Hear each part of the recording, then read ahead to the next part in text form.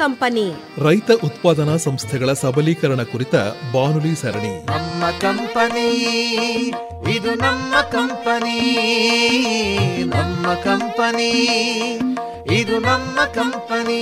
ಕೇಳಿ ಕಾರ್ಯಕ್ರಮ ನಮ್ ಕಂಪನಿ. ಹಲವು ಬೆಳೆಗಳ ದವಸ ಧಾನ್ಯಗಳ ಉತ್ಪಾದಕ ಸಂಸ್ಥೆ, ಹಣ್ಣು ಹಂಪಲು ಮೊಟ್ಟೆ ಮಾಂಸಗಳ ಉತ್ಪಾದಕ ಸಂಸ್ಥೆ. ನಮ್ಮ ಕಂಪನಿ ರೈತ ಉತ್ಪಾದಕರ ಕಂಪನಿ. ರೈತ ಬಾಂಧವರೇ, ಇಂದಿನ ನಮ್ ಕಂಪನಿ ಬಾನುಲಿ ಸರಣಿಯಲ್ಲಿ ರೈತ ಉತ್ಪಾದಕ ಸಂಸ್ಥೆಗಳಿಗೆ ಮಾರುಕಟ್ಟೆ ತಾಂತ್ರಿಕತೆಗಳನ್ನು ಕುರಿತ ಸಂವಾದವಿದೆ. ಭಾಗವಹಿಸುತ್ತಾರೆ ಮಂಡ್ಯದ ಗ್ರೀನ್ ಆಬ್ಜೆಕ್ಟ್ ಪ್ರೈವೇಟ್ ಲಿಮಿಟೆಡ್ ಸಂಸ್ಥೆಯ ಕೆ ನಾಗಭೂಷಣ್ ನಾಯ್ಡು ಮತ್ತು ಉತ್ಪನ್ ಲ್ಯಾಬ್ ಸಂಸ್ಥೆಯ ಸಿಆರ್ ನವೀನ್ ಕುಮಾರ್. ಬನ್ನಿರಿ ರೈತರೇ, ಒಗ್ಗಟ್ಟಾಗಿ ಕಂಪನಿ ಕಟ್ಟೋಣ, ಕೃಷಿಯು ಕೂಡ ಉದ್ಯಮ ಎಂಬುದ ಸಾಧಿಸಿ ತೋರೋಣ. ನಾಗಭೂಷಣ್ ನಾಯ್ಡು ಅವರೇ ನಮಸ್ಕಾರ. ನಮಸ್ಕಾರ. ನವೀನ್ ಕುಮಾರ್ ಅವರೇ ತಮಗೂ ನಮಸ್ಕಾರ. ನಮಸ್ಕಾರ. ತಾವಿಬ್ಬರು ಇವತ್ತು ರೈತ ಉತ್ಪಾದಕ ಸಂಸ್ಥೆಗಳು ತಮ್ಮ ಉತ್ಪನ್ನಗಳನ್ನು ಯಾವ ರೀತಿ ಮಾರಾಟ ಮಾಡಬೇಕು, ಅದಕ್ಕೊಂದು ಬ್ರ್ಯಾಂಡ್ ಇಮೇಜನ್ನು ಕ್ರಿಯೇಟ್ ಮಾಡೋದಾದರೆ ಯಾವ ರೀತಿ ಕ್ರಿಯೇಟ್ ಮಾಡ್ಕೋಬೇಕು, ಮತ್ತು ತಮ್ಮ ಸಂಸ್ಥೆ ರೈತ ಉತ್ಪಾದಕ ಸಂಸ್ಥೆಗಳಿಗೆ ಈ ನಿಟ್ಟಿನಲ್ಲಿ ಏನು ನೆರವನ್ನು ನೀಡ್ತಾ ಇದೆ, ಈ ಬಗ್ಗೆ ವಿವರವಾಗಿ ಮಾಹಿತಿಯನ್ನು ನೀಡಬೇಕು. ನವೀನ್ ಕುಮಾರ್ ಅವರೇ, ತಾವೇ ವಿಚಾರವನ್ನು ಆರಂಭ ಮಾಡಿ. ನಿಮಗೆ ಗೊತ್ತಿರೋಂಗೆ FPO ಒಂದು ಹೊಸ ರೆವಲ್ಯೂಷನ್ನೇ ತಂದಿದೆ.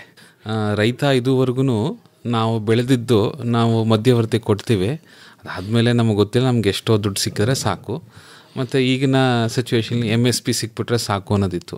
ಆದರೆ ಇವನ್ನೆಲ್ಲ ಬ್ರೇಕ್ ಮಾಡಿ FPO ನೀವೂ ಮಾರ್ಕೆಟ್ ಅಥವಾ ಮಾರ್ಕೆಟನ್ನೇ FPOಗೆ ಬರುವಂಗೆ ಮಾಡಿದೆ. ಈಗ ದೊಡ್ಡ ದೊಡ್ಡ ಕಂಪ್ನಿಗಳು, commerce company, quick commerce company, ಅವ್ರನ್ನ ನಾವೇನು ಅಪ್ರೋಚ್ ಮಾಡೋಂಗಿಲ್ಲ, ಅವರೇ FPOಗಳನ್ನು ಅಪ್ರೋಚ್ ಮಾಡ್ತಾ ಇದ್ದಾರೆ.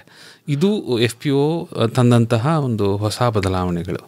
ಹೇಳಿ ಸರ್, ಯಾವ ರೀತಿ ಸ್ಟ್ರಾಟಜೀಸ್ ಇರಬೇಕು ಅಂತೀರಿ FPO? ಸೊ ನನ್ನ ಪ್ರಕಾರ ಈಗ ಮೊದಲು FPOಗಳು ಶುರು ಮಾಡಿದಾಗ ಸರ್ಕಾರ ಅವರಿಗೆ ಗ್ರ್ಯಾಂಡ್ ಪ್ರೋಗ್ರಾಮ್ ಅಡಿ 3 ವರ್ಷ ಮಾಡಿದಾಗ ಬರೀ ಅಗ್ರಿ ಇನ್ಪುಟ್ಸ್, ರೈತರಿಗೆ ಅಗ್ರಿ ಇನ್ಪುಟ್ಸ್ಗಳನ್ನು ಕೊಟ್ಟು ಆ ಸಂಸ್ಥೆ ಒಂದು ಸ್ಟೇಬಿಲಿಟಿ ಬಂತು.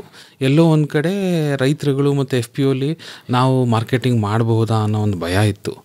ಬಟ್ ಅದು ಒಂದು ರೀಜನಲ್ಲಿ ಒಂದು FPO ಒಬ್ಬರು ಬೈಯರ್ ಕಂಡುಕೊಂಡ್ರೆ ಆ ಬೈಯರು, ನಾನು ಸಂಸ್ಥೆಗಳ ಹೆಸರು ಹೇಳೋಕ್ಕೆ ಇಷ್ಟಪಡಲ್ಲ, ಆ ಬೈಯರ್ ಏನು ಮಾಡ್ತಾರೆ, ಅವರ ಫೀಡ್ಬ್ಯಾಕಿಂದ ಕ್ವಾಲಿಟಿ ಕೊಟ್ಟಂಥ FPO, ಸೊ ಅವ್ರೇನು ಮಾಡ್ತಾರೆ, ಇನ್ನೂ ಒಂದೆರಡು FPO ಇದ್ದರೆ ಹೇಳಿ. ಮತ್ತು NGOಗಳು ಕೂಡ ಈಗ ಮಾರ್ಕೆಟಿಂಗೋಸ್ಕರನೇ NGOಗಳು ಎಕ್ಸ್ಪರ್ಟ್ಸ್ನ ಆಯ್ಕೆ ಮಾಡಿದ್ರು. ಫೌಂಡೇಶನ್ಗಳು CSR ಪ್ರೋಗ್ರಾಮ್ ಅಡಿ, ಅಗ್ರಿ ಲೈವ್ಲಿಹುಡ್ ಕಾರ್ಯಕ್ರಮ ಅಡಿ FPOಗಳನ್ನು ತಗೊಂಡು ಪ್ರತ್ಯೇಕವಾಗಿ ಮಾರ್ಕೆಟಿಂಗ್ಗೆ ಅಂತಲೇ ಎಕ್ಸ್ಪರ್ಟ್ಸ್ ತಂದು ಅವ್ರ ಜೊತೆ ಕೈ ಜೋಡಿಸಿ FPOನ ಮಾರ್ಕೆಟಿಂಗ್ ತುಂಬ ಇನ್ಕ್ರೀಸ್ ಆಗ್ತದೆ. ಅದರಲ್ಲಿ ನಾಗಭೂಷಣ್ ಕೂಡ ಕರ್ನಾಟಕದಲ್ಲಿ ಬಹಳ ಪ್ರಚಲಿತ ಎಕ್ಸ್ಪರ್ಟ್. ಹೇಳಿ ನಾಗಭೂಷಣ್ ಅವರು. ಆ್ಯಕ್ಚುಲಿ ನಾವು ಇವತ್ತು ನಮ್ಮ ರೈತರಿಗೆ ಬ್ರ್ಯಾಂಡಿಂಗು ಮಾರ್ಕೆಟಿಂಗ್ ಸ್ಟ್ರಾಟಜಿ ಬಗ್ಗೆ ಮಾತಾಡ್ತೀನಿ. ಬ್ರ್ಯಾಂಡಿಂಗ್ ಅವರು ಫಸ್ಟ್ FPOಸು ಹೆಂಗೆ ಮಾಡಬೇಕು, ಯಾವುದನ್ನು ಕಂಪ್ನಿ ಇದೆ, ಅವರು ಕಂಪ್ನಿ ಪಬ್ಲಿಕ್ ಲಿಮಿಟೆಡ್ ಕಂಪ್ನಿಯಲ್ಲಿ ರಿಜಿಸ್ಟರ್ ಆಗಿದೆ, ಅವರು ಯಾವ ಹೆಂಗಿದೆ, ಅಮೂಲ್ ಇದೆ, ನಂದಿನಿ ಇದೆ, ಸಫಲ್, ಆ ಥರ ಅವರು ಒಂದು ಕಂಪ್ನಿ FPO. ಯಾವುದನ್ನ FPO ಅವ್ರ ಕಂಪ್ನಿ ಥರ ಫಸ್ಟ್ ಬಿಸ್ನೆಸ್ ಮಾಡಬೇಕು. ಅದಕ್ಕೆ ಫಸ್ಟ್ ಅವರು ಅವ್ರ ಓನ್ ಒಂದು ಬ್ರ್ಯಾಂಡ್ ಕ್ರಿಯೇಟ್ ಮಾಡಬೇಕು. ಅವ್ರ ಓನ್ಸ್ ಒಂದು ಬ್ರ್ಯಾಂಡ್ ಇದೆ, ಸಿಂಗಲ್ ಒಂದು ಬ್ರ್ಯಾಂಡು, ಅದೇ ಆ ಬ್ರ್ಯಾಂಡ್ ಒಂದು ಪ್ರಾಡಕ್ಟು 60% ಸೇಲ್ಸ್ ಆಗಬೇಕು ಫಸ್ಟು. ಎಕ್ಸಾಂಪಲ್ ನಾವು ಕೊಡ್ತೀನಿ, ಬಿಸ್ಲರಿ ನೀರಿದೆ, ಬಿಸ್ಲರಿ ಯಾವುದನ್ನ ಬ್ರ್ಯಾಂಡ್ ಇದೆ, ತುಂಬ ಬ್ರ್ಯಾಂಡ್ಸ್ ಬಂದಿದೆ ನೀರಲ್ಲಿ, ಬಟ್ ಯಾರನ್ನ ಕೇಳ್ತಾರೆ ಶಾಪಲ್ಲಿ ಹೋಗಿ ಬಿಸ್ಲರಿ ಕೊಡೋಣ. Same Amul cheese, 60% cheese Amul cheese marketing ಇದೆ. ಅವರು ಬಿಕ್ಕ ಪ್ರಾಡಕ್ಟ್ಸು ಆಗುತ್ತೆ, ಬಟ್ 60% ಒಂದೇ ಒಂದು ಪ್ರಾಡಕ್ಟ್ ಸೇಲ್ ಆಗುತ್ತೆ. ಆ ಥರ ಎಲ್ಲ FPOs ಅವ್ರವ್ರ ಒಂದು ಸಿಂಗಲ್ ಸ್ಟ್ರೆಂತ್ ಒಂದು ಪ್ರಾಡಕ್ಟ್ ಸೆಲೆಕ್ಟ್ ಮಾಡಬೇಕು ಫಸ್ಟ್, ಅದೇ ಅವರು ಬ್ರ್ಯಾಂಡಿಂಗ್ ಮಾಡಬೇಕು. ಅದಾದಮೇಲೆ ಮಾರ್ಕೆಟಿಂಗ್ ಸ್ಟ್ರಾಟಜೀಸ್ ಇದೆ, ಫಸ್ಟ್ ಅವ್ರು ಮಾರ್ಕೆಟಿಂಗ್ ಸ್ಟ್ರಾಟಜೀಸ್ ಬಿಲ್ಡ್ ಮಾಡಬೇಕು. ಫಸ್ಟ್ ಆ ಪ್ರಾಡಕ್ಟ್ ಕಂಪ್ಲೀಟ್ ಅವರು ಡೀಟೇಲ್ಸು ನೋಡ್ಕೊಂಡು ಯಾವ ಕಸ್ಟಮರ್ಸ್ ಅವ್ರು ರೀಚ್ ಆಗುತ್ತೆ, ಟಾರ್ಗೆಟ್ ಕಸ್ಟಮರ್ಸ್ ಸ್ಪೆಸಿಫೈ ಮಾಡಬೇಕು. ಅದಾದಮೇಲೆ ಅದಕ್ಕೆ ಹೆಂಗೆ ಅವರು ಕಸ್ಟಮರ್ಸ್ ಅಪ್ರೋಚ್ ಆಗುತ್ತೆ ಅದವರು ಸೆಲೆಕ್ಟ್ ಮಾಡಿ ಆ ಕಸ್ಟಮರ್ ಟಾರ್ಗೆಟ್ಸ್ ಅಪ್ರೋಚ್ ಮಾಡಬೇಕು. ನಾಗಭೂಷಣ್ ಅವರೇ, ತಾವೇನು ಹೇಳ್ತಾ ಇದ್ದೀರಿ, ಒಂದು FPO ಒಂದು ಪ್ರಾಡಕ್ಟ್ ಅಂತ. ಸಾಮಾನ್ಯವಾಗಿ FPOಗಳೇನು ಮಾಡ್ತಾರೆ, ಅವರ ಏನೇ ಉತ್ಪನ್ನಗಳಿದ್ರೂ ಎಲ್ಲದನ್ನು ಒಂದೇ ಬ್ರ್ಯಾಂಡ್ ಅಡಿ ಮಾರ್ತಾ ಇರ್ತಾರೆ.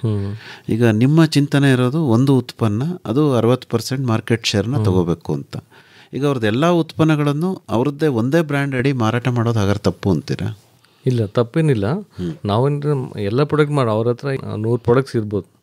ಬಟ್ ಅದರಲ್ಲಿ ಅವ್ರ ಮೇಜರ್ ಬ್ರ್ಯಾಂಡ್ ಸೆಲೆಕ್ಟ್ ಮಾಡ್ರಿ. ಹೆಂಗಿದೆ, ಮಂಡ್ಯ ಒಂದು ಜಾಗರಿ ಇದೆ, ಅವ್ರದ್ದು ಬರೀ ಜಾಗರಿ ಪ್ರಾಡಕ್ಟು ಫಸ್ಟ್ ಅವರು ಸೆಲೆಕ್ಟ್ ಮಾಡಬೇಕು. ಅವ್ರ ಮೇನ್ ಪ್ರಾಡಕ್ಟ್ ಜಾಗರಿ ಇರಬೇಕು. ಮಿಕ್ಕಿದ ಮಿಲ್ಲೆಟ್ಸು, ಆಯಿಲು ಎಲ್ಲ ಅವರು ಆ್ಯಡ್ ಮಾಡ್ಬೋದು. ಆ ಥರ ಇದೆ. ಸಪೋಸ್ ನಮ್ಮ ಸಫಲ್ಲು ಇದೆ, ನಮ್ಮ ಬ್ರ್ಯಾಂಡ್ ಇದೆ, ಸಫಲ್ಲು ಮಟರ್ ಇದೆ, ಅದು ಮೇನು, ಅದು ಜಾಸ್ತಿ ಸೇಲ್ ಆಗುತ್ತೆ. ಅದ್ರ ಜೊತೆ ಇದು ಫ್ರೆಂಚ್ ಫ್ರೈಸು, ಜಾಕ್ ಫ್ರೂಟು ಎಲ್ಲ ಇದೆ, ಅದು 5%, 20% ಇರುತ್ತೆ. ಬಟ್ ಮೇಜರ್ ಬ್ರ್ಯಾಂಡು ಒಂದು ಪ್ರಾಡಕ್ಟಲ್ಲೇ ಅವರು ಫಸ್ಟ್ ಕನ್ಸಿಡರ್ ಮಾಡಿ ಮಾರ್ಕೆಟ್ ಎಂಟರ್ ಮಾಡಬೇಕು. ಬ್ರ್ಯಾಂಡ್ಗಳ ಬಗ್ಗೆ ತಾವೇನು ಹೇಳ್ತೀರಿ ನವೀನ್ ಕುಮಾರ್ ಅವರೇ? ಎಸ್, ಇದುವರೆಗೂ ನಾವೇನ್ಕೊಳ್ತಿದ್ವಿ ಅಂದರೆ ದೊಡ್ಡ ದೊಡ್ಡ ಕಂಪ್ನಿಗಳಿಗೆ ಮಾತ್ರ ಬ್ರ್ಯಾಂಡ್ ಬಿಲ್ಡ್ ಮಾಡ್ಬೋದು ಅಂತ. ಆದರೆ ಇವತ್ತಿನ ಟೆಕ್ನಾಲಜಿ ಸಪೋರ್ಟ್ ಹೇಗಿದೆ ಅಂತ ಹೇಳಿದ್ರೆ, ಒಂದು ವೆಬ್ಸೈಟ್ ಬ್ರ್ಯಾಂಡ್ ಅಂತ ಹೇಳಿದ್ರೆ ದೊಡ್ಡ ಸಿನಿಮಾ ತಾರೆ ಅಥವಾ ಒಬ್ಬರು ಸೆಲೆಬ್ರಿಟಿನ ತಂದು ಅವರಿಂದ ಅಡ್ವರ್ಟೈಸ್ಮೆಂಟ್ ಮಾಡಿಸ್ಬೇಕು ಅನ್ನೋದು ಬ್ರ್ಯಾಂಡಿಂಗ್ ಏನಲ್ಲ. ನಮ್ಮ ಬ್ರ್ಯಾಂಡಿಂಗ್ ನಮ್ಮ ರೆಪ್ಯುಟೇಷನ್. ನೀವು ಒಂದು ಸರಿ ಅವ್ರು ಹೇಳಿದಾಗೆ, ನಾಗಭೂಷಣ ಹೇಳಿದಾಗೆ, ಕನ್ಸಿಸ್ಟೆಂಟಾಗಿ ನೀವು ಆ ಕ್ವಾಲಿಟಿ ಸ್ಟ್ಯಾಂಡರ್ಡ್ಸ್, ಸರ್ಟಿಫಿಕೇಷನ್ ಸ್ಟ್ಯಾಂಡರ್ಡ್ಸು, ಆ ರೆಪ್ಯುಟೇಷನ್ ಬಿಲ್ಡ್ ಮಾಡಿದ್ರೆ, ಆ ಟ್ರಸ್ಟ್ ಲಾಯಲ್ಟಿ ಇದೆಯಲ್ಲ, ಲಾರ್ಜ್ ಸ್ಕೇಲ್ ಬಯರ್ಸಲ್ಲಿ ಅದೇ ಒಂದು ಬ್ರ್ಯಾಂಡ್ ಆಗುತ್ತೆ. ಓಹೋ, ಮಂಡ್ಯ ಅಂದರೆ ಹೇಗೆ, ಅವರು ಕರೆಕ್ಟಾಗಿ ಆನ್ ಟೈಮ್ ಕೊಡ್ತಾರೆ ಮತ್ತು ವಾಲ್ಯೂಮ್ ಎಷ್ಟು ಹೇಳಿರ್ತಾರೋ ಅಷ್ಟು ಕೊಡ್ತಾರೆ. ಈ ವ್ಯಾಲ್ಯೂಸ್ ಬೇಸ್ಡ್ ಬ್ರ್ಯಾಂಡಿಂಗ್ ಇದೆಯಲ್ಲ, ಅದು FPOಗಳಲ್ಲಿ ಹೆಚ್ಚಾಗಿ ಹೋಗಬೇಕು ಹೊರತು ಸೆಲೆಬ್ರಿಟಿ ಬೇಸ್ಡ್ ಬ್ರ್ಯಾಂಡಿಂಗ್ ಬೇಕು ಅಂತೇನಿಲ್ಲ. ಮತ್ತು ಸಣ್ಣ ಇದು ಈಗ ಭಾರತ ಸರ್ಕಾರ ಮತ್ತು ಕರ್ನಾಟಕ ಸರ್ಕಾರ ಬಹಳಷ್ಟು ಬಯರ್ ಸೆಲ್ಲರಿಂಗ್ ಮೀಟ್ ಮಾಡುತ್ತೆ. ಇದು ಕರ್ನಾಟಕದ ಹಂತದಲ್ಲಾಗುತ್ತೆ, ಜಿಲ್ಲಾವಾರು ಹಂತದಲ್ಲಾಗುತ್ತೆ.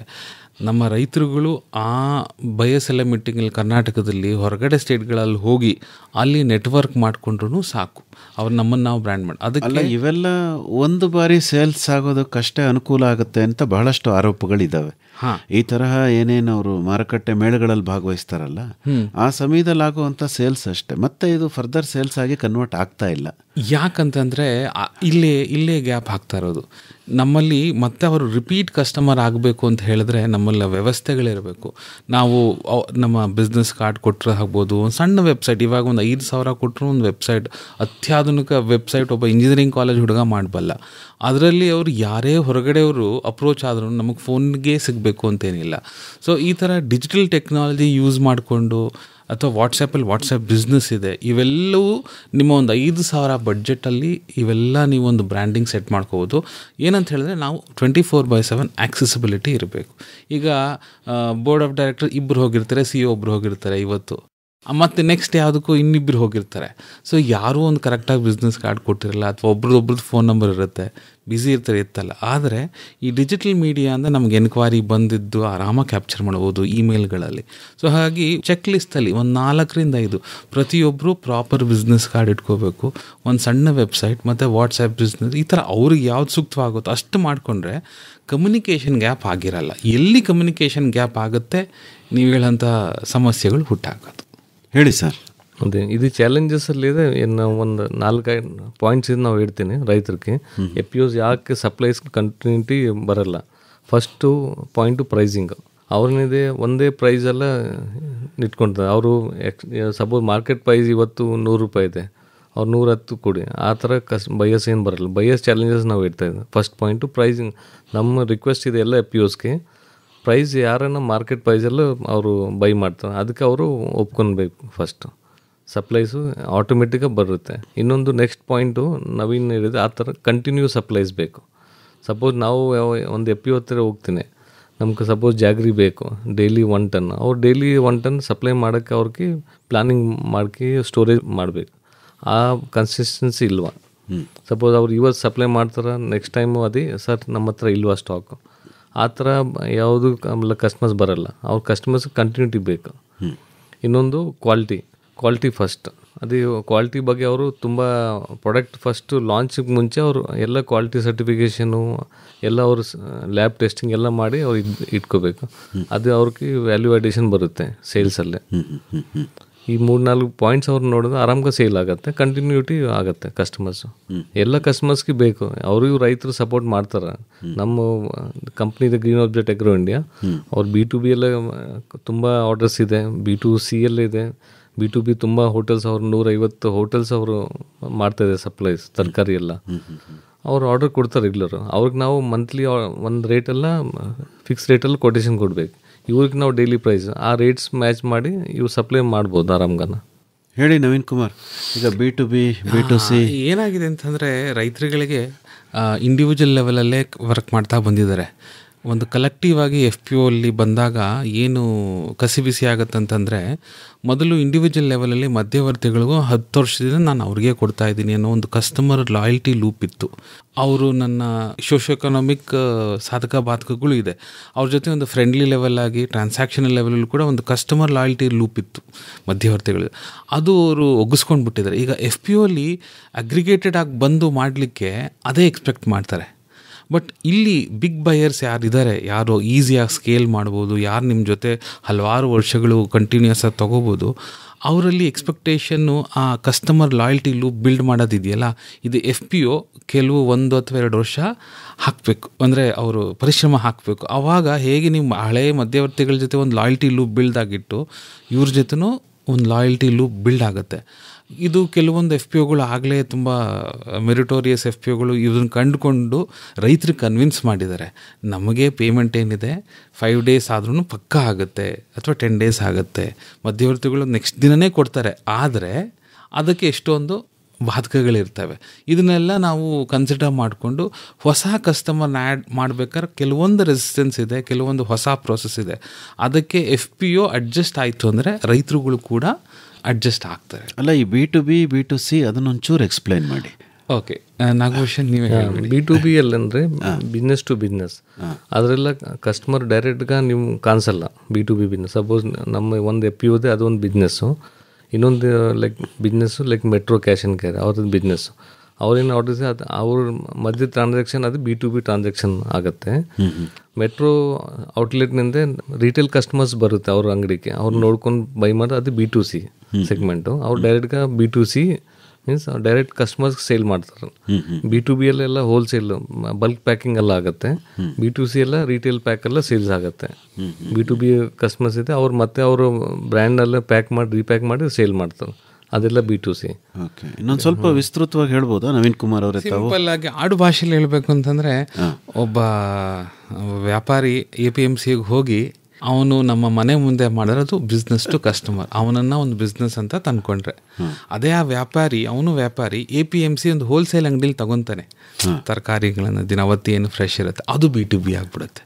ಅಥವಾ ನಾವು ಒಂದು ಸೂಪರ್ ಮಾರ್ಕೆಟ್ ಹೋಗ್ತೀವಿ, ಹಲವಾರು ಸೂಪರ್ ಮಾರ್ಕೆಟ್ಗಳಿದೆ. ಈಗ ಮೈಸೂರಲ್ಲೇ ನೋಡಿದ್ರೆ ಹಲವಾರು ಸೂಪರ್ ಶಾಪ್ಗಳಿದ್ದಾವೆ. ಈಗ ಅದರಲ್ಲಿ ಫ್ರೂಟ್ಸ್ ಆ್ಯಂಡ್ ವೆಜಿಟೇಬಲ್ಸು ಇದ್ದಾವೆ, ಅಥವಾ ದೊಡ್ಡ ದೊಡ್ಡ ಬ್ರ್ಯಾಂಡೆಡ್ಡು ಇದಿರುತ್ತೆ. ಸೊ ಈ ಸೂಪರ್ ಶಾಪ್ಗಳು ಯಾವಾಗ ಒಂದು FPO ಜೊತೆ ಒಂದು ಒಡಂಬಡಿಕೆ ಮಾಡಿಕೊಂಡು ನಮಗೆ ಪ್ರತಿ ವಾರಕ್ಕೂ ಈ ಫ್ರೂಟ್ಸ್ ಆ್ಯಂಡ್ ವೆಜಿಟೇಬಲ್ಸ್ ಕೊಡಿ ಅಥವಾ ಈ ಫ್ಲೋರ್ ಕೊಡಿ ಅಂತ ಹೇಳಿದ್ರೆ, ಆ ಸಂಬಂಧ ಇದೆಯಲ್ಲ, ಆ ಎಂಗೇಜ್ಮೆಂಟ್ ಇದೆಯಲ್ಲ, ಅದು FPO ಒಂದು ಬಿಸ್ನೆಸ್, ಒಂದು ಪ್ರೈವೇಟ್ ಲಿಮಿಟೆಡ್ ಕಂಪ್ನಿ. ಈ ಸೂಪರ್ ಶಾಪ್ ಅವರ ಪ್ರೊಕ್ಯೂರ್ಮೆಂಟ್ ಟೀಮ್ ಇರುತ್ತೆ, ಅವರು ಒಂದು ಸಂಸ್ಥೆ. ಸೊ ಇಲ್ಲಿ GSTಯಿಂದ ಹಿಡಿದು ಅಥವಾ ಏನೇನು ಫೈನಾನ್ಷಿಯಲ್ ಅದೆಲ್ಲ ಫಾಲೋ ಮಾಡಬೇಕಾಗತ್ತೆ. ಅದೇ ಬಿಸ್ನೆಸ್ ಟು ಕಸ್ಟಮರ್ ಅಂತ ಹೇಳಿದ್ರೆ ಕಸ್ಟಮರ್ಗೆ ನಾವೇನು ಆ ಥರ ಎಂಗೇಜ್ಮೆಂಟ್ ಅಥವಾ ಅಗ್ರಿಮೆಂಟ್ ಏನಿರಲ್ಲ. ಓಕೆ ನವೀನ್ ಕುಮಾರ್, ಈಗ ನಾನೊಂದು FPO ಅಂದ್ಕೊಳ್ಳಿ, ನೀವೊಂದು ಬಿಸ್ನೆಸ್ ಎಂಟಿಟಿ, ಆಯಿತಾ? ಈಗ ಇವರು ನಿಮ್ಮ ಕನ್ಸ್ಯೂಮರ್. ಎಸ್. ಈಗ ನಾನು ನಿಮ್ಮ ಜೊತೆನೂ ಬಿಸ್ನೆಸ್ ಮಾಡ್ತೀನಿ, ಇವ್ರ ಜೊತೆ ಕನ್ಸ್ಯೂಮರ್ ಜೊತೆನೂ ಬಿಸ್ನೆಸ್ ಮಾಡ್ತೀನಿ ಅಂದಾಗ ಈಗ ನಿಮಗೆ ನಿಮ್ಮ ಬಿಸ್ನೆಸ್ಸಿಗೆ ತೊಂದರೆ ಆಗಲ್ವಾ? ಇಲ್ಲ, ನನ್ನ ರೀಜನ್ನು ಮತ್ತು ನಮ್ಮ ಟಾರ್ಗೆಟ್ ಕಸ್ಟಮರ್ಸ್ ಡಿಪೆಂಡ್ ಆಗುತ್ತೆ ಅಲ್ವಾ. ನಮ್ಮ ಈಗ ಒಂದು ಬಿಸ್ನೆಸ್ ಅವರು ಬರೀ ಪ್ರಾಡಕ್ಟ್, ಒಂದು ಕಮಾಡಿಟಿ ಅಂತ ಹೇಳ್ತೀವಿ, ನಮಗೆ ನಿಮ್ಮ ಒಬ್ಬ ರೈತನಿಂದ ಏನು ಸಿಗುತ್ತೆ ಅಂತಂದರೆ ಒಂದು ಕಮಾಡಿಟಿ, ಅದನ್ನು ಪ್ಯಾಕೇಜ್ ಮಾಡಿ ಒಂದು ಪ್ರಾಡಕ್ಟ್ ಮಾಡಿ ಅದನ್ನು ಇನ್ಸೆಂಟಿವೈಸ್ ಮಾಡಿ ಅಥವಾ ಕೆಲವೊಂದು ಸರಿ ಮಾರ್ಕೆಟಿಂಗ್ ಮಾಡಿ ಡಿಸ್ಕೌಂಟ್ ಮಾಡಿ, ಇವೆಲ್ಲ ಒಂದು ಟಾರ್ಗೆಟ್ ಕಸ್ಟಮರ್ಸ್ ಬೇರೆ ಇರುತ್ತೆ. ಆದರೆ ನೀವು ಡೈರೆಕ್ಟ್ ಕನ್ಸ್ಯೂಮರ್ಗೆ ಅಲ್ಲಿ ಕ್ವಾಲಿಟಿ ಒಂದು ಮಟ್ಟಿಗೆ, ಕಾಸ್ಟಿಂಗ್ ತುಂಬ ಇಂಪಾರ್ಟೆಂಟ್ ಅವ್ರಿಗೆ. ನಮಗೆ ಕಮಾಡಿಟಿನೇ ತೊಗೊಳ್ತೀವಿ, ನಮಗೆ ಕಾಸ್ಟ್ ಕಡಿಮೆ ಇರಬೇಕು. ಈ ಥರ ಇದ್ದಾಗ ಮತ್ತು ರೀಜನ್ ವೈಸು, ಸ್ಕೇಲ್ ವೈಸ್ ಇವೆಲ್ಲವೂ ಬದಲಾಗುತ್ತೆ. ಅದಕ್ಕೆ ಒಂದು ಪಾಯಿಂಟ್ ಆ್ಯಡ್ ಮಾಡ್ತೀನಿ ನವೀನ್. ಸಪೋಸ್ ಅವರು ರೈತರು ಡೈರೆಕ್ಟ್గా FPO ಒಂದು B2C ಕಸ್ಟಮರ್ಸ್ಗೆ ಮಾಡ್ಬೋದು. ಈಗ ಅದಕ್ಕೆ ಡಾಟಾ ಇದೆ, ಆಲ್ಮೋಸ್ಟ್ ಎಲ್ಲ ಕಂಪ್ನಿ ಸೇರಿಸಿ ಈಗ B2C ಎಲ್ಲ 2% ಬಿಸ್ನೆಸ್ ಆಗ್ತಾ ಇದೆ ಡೈರೆಕ್ಟ್, 98% B2B ಎಲ್ಲ ಆಗ್ತದೆ. ಸ್ಕೋಪ್ ಇದೆ. ಈಗ ರೈತರು ಡೈರೆಕ್ಟ್ಗೆ ಎಫ್ ಪಿ ಒ ಡೈರೆಕ್ಟ್ಗೆ ಮಾಡ್ಬೋದು, ಕಂಪ್ನಿಗೆ ಏನು ತೊಂದರೆ ಇಲ್ಲ. ಇನ್ನು ಸ್ಕೋಪ್ 98% ಇದೆ. ಉದಾಹರಣೆಗೆ ಹಲವಾರು ಎಫ್ ಪಿ ಒಗಳು ಭಾಳಷ್ಟು ಟೈಮ್ ಟ್ರೈ ಮಾಡಿದರೆ, ಕೆಲವೊಂದ್ಸರಿ ಸಕ್ಸೀಡ್ ಆಗಿದ್ದಾರೆ, ಕೆಲವೊಂದ್ಸರಿ ಆಗಿಲ್ಲ. ಅಪಾರ್ಟ್ಮೆಂಟ್ಗಳಿಗೆ ಹೋಗಿ ಅಲ್ಲೇ ಒಂದು ಮಂಗಳವಾರ, ಶುಕ್ರವಾರ, ವಾರಕ್ಕೆ 2 ದಿನ ಅಲ್ಲಿನ ಅವ್ರು ಬೆಳೆದಿರೋಂಥ ಎಫ್ ಪಿ ಒಗಳಿಂದ ತಾಜಾ ಮಾಲನ್ನು ತಂದು ಅಪಾರ್ಟ್ಮೆಂಟ್ ಸೊಸೈಟಿ ಜೊತೆ ಅಲ್ಲೇ ಡೈರೆಕ್ಟ್ ಮಾಡ್ಕೊಂಡು, ಇದು B2C ಆಗುತ್ತೆ ಒಂದು ರೀತಿ. ಈಗ ಎಫ್ ಪಿ ಒ ಮತ್ತು ಎಫ್ ಪಿ ಒಗಳ ನಡುವಿನ ಬಿಸ್ನೆಸ್ ಬಗ್ಗೆ ತುಂಬ ಜನ ಮಾತಾಡ್ತಾ ಇದ್ದಾರೆ. ಇದನ್ನು ತಾವು B2B ಅಂತಲೇ ಕನ್ಸಿಡರ್ ಮಾಡ್ತೀರಾ ಅಥವಾ ಹೇಗೆ, ನಿಮ್ಮ ಚಿಂತನೆ? F P O business B2B ಅವ್ರು B2C ಎರಡೂ ಮಿಕ್ಸ್ ಇದೆ. ಅವರು ಮ್ಯಾಕ್ಸಿಮಮ್ ಎಫ್ ಪಿ ಒಸ್ ನಾವು ನೋಡಿದೆ, ನಾವು ಎಕ್ಸ್ಪೀರಿಯನ್ಸಲ್ಲಿ ಆಲ್ಮೋಸ್ಟ್ ಎಲ್ಲ ಎಫ್ ಪಿ ಒಸು ಇನ್ಪುಟ್ ಬಿಸ್ನೆಸ್ಸೇ ಮಾಡ್ತಾ ಇದೆ. ಅದೆಲ್ಲ B2C. ಅವ್ರ ರೈತರಿಗೆ ಅವರು ಪೆಸ್ಟಿಸೈಡು, ಫರ್ಟಿಲೈಸರ್ ಎಲ್ಲ ಸೇಲ್ಸ್ ಅದು B2C ಸೆಗ್ಮೆಂಟಲ್ಲಿ ಆಗುತ್ತೆ. ಆ್ಯಂಡ್ ಅವರು ಕಂಪ್ನಿ ಜೊತೆ ತಗೊಂತಾರೆ, ಅವರು ರಿಟೇಲಲ್ಲಿ ಸೇಲ್ ಮಾಡ್ತಾರೆ. ಅವರು ಮತ್ತು ಅವ್ರ ಔಟ್ಪುಟ್ ಬಿಸ್ನೆಸ್ಸು ಇದೆ. ಸಪೋಸ್ ಅವರು ಏನೇನು ಬೆಳೀತಾ ಇದೆ, ಅದು ಮಿಲೆಟ್ಸು, ಜಾಗ್ರಿ, ವೆಜಿಟೇಬಲ್ಸು ಅದೆಲ್ಲ ಔಟ್ಸೈಡ್ ಸೇಲ್ ಮಾಡಿ ಅದು B2B ಬಿಸ್ನೆಸ್ಸಲ್ಲಿ ಆಗುತ್ತೆ. ಮ್ಯಾಕ್ಸಿಮಮ್ ನಮ್ಮ ರಿಕ್ವೆಸ್ಟ್ ಇದೆ, ಅವರು B2B ಮ್ಯಾಕ್ಸಿಮಮ್ ಔಟ್ಪುಟ್ ಬಿಸ್ನೆಸ್ ಮಾಡಬೇಕು. ಈಗೆಲ್ಲ ಎಫ್ ಪಿ ಒಸು ಮ್ಯಾಕ್ಸಿಮಮ್ ಅವ್ರ ಕನ್ಸಂಟ್ರೇಷನ್ನು ಇನ್ಪುಟ್ ಬಿಸ್ನೆಸ್, ಅದರಲ್ಲಿ ಏನು ಉಪಯೋಗ ಇಲ್ಲ, ಅವ್ರ ಬಿಸ್ನೆಸ್ಸು ಸ್ಕೇಲ್ ಅಪ್ ಆಗಲ್ಲ. ಅಲ್ಲ, ನಾನು ನಿಮ್ಗೆ ಹೇಳ್ತಾ ಇರೋದು inter F P O business. ಈಗ ಒಂದು ಎಫ್ ಪಿ ಒ ಕಾಫಿ ಮಾಡ್ಬೋದು, ಇನ್ನೊಂದು ಎಫ್ ಪಿ ಒ ಭತ್ತ ಮಾಡ್ಬೋದು. ಈ ಎರಡೂ ಕೂಡ ಪರಸ್ಪರ ತಮ್ಮ ಉತ್ಪನ್ನಗಳನ್ನು ಪರಸ್ಪರ ಮಾರಾಟ ಮಾಡಿಕೊಂಡ್ರೆ ಅದು ಬಿಸ್ನೆಸ್ ಟು ಬಿಸ್ನೆಸ್ ಅಂತ ಕನ್ಸಿಡರ್ ಆಗುತ್ತಾ ಹೇಗೆ ಅಂತ? ಎಸ್ ಅದು ಒಂದ್ಸರಿ ರೀಸೆಲ್ಲರ್ ಅಂತಲೂ ಹೇಳ್ಪಡ್ಲಾಗುತ್ತೆ. ಇನ್ನೊಂದು ಸಿಲ್ಬೋವಾ ಟರ್ಮ್. ಈಗ ಒಂದು ಎಫ್ ಪಿ ಒ ನಾವು ಇದನ್ನು ಬೆಳೆಯಲ್ಲ, ಆಗಲೇ ಕೆಲವೊಂದು ಪ್ರಾಡಕ್ಟ್ಸ್ಗಳನ್ನ ನಮ್ಮ ಇರುವಂತಹ ಕಸ್ಟಮರ್ಸ್ಗಳಿಗೆ ನಾವು ಕೊಡ್ತಾ ಇದ್ದೀವಿ. ಸೊ ಇನ್ನೊಂದು ಎಫ್ ಪಿ ಒಯಿಂದ ಪ್ರೊಕ್ಯೂರ್ ಮಾಡಿಕೊಂಡು ನಾವು ರೀಸೆಲ್ಲರ್ ಆಗಿ ನಮ್ಮ ಇರುವಂಥ ನಮ್ಮಲ್ಲಿ ರಿಜಿಸ್ಟರ್ಡ್ ಆಗಿರೋ ಬೈಯರ್ಗಳಿಗೆ ನಾವು ಮಾಡ್ಬೋದು. ಇದು ಈಗ ಒಬ್ಬ ರೈತ ಉತ್ಪಾದಕನೂ ಹೌದು, ಗ್ರಾಹಕನೂ ಹೌದು.